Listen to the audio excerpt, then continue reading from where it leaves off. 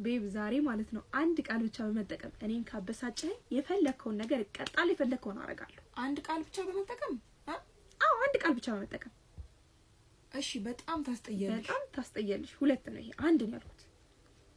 እሺ ታስጠያለሽ። እኔን አበሳጨኝ፣ ሌላ ነገር ፈልግ። ምን?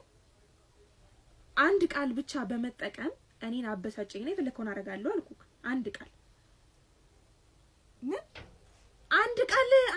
አንድ ነገር ያማን ያንተ አንድ ወርድ ፈልገ ኢደንን ያበሳጭሻል ብለህ የምታስበው ነገር ንገረኝ።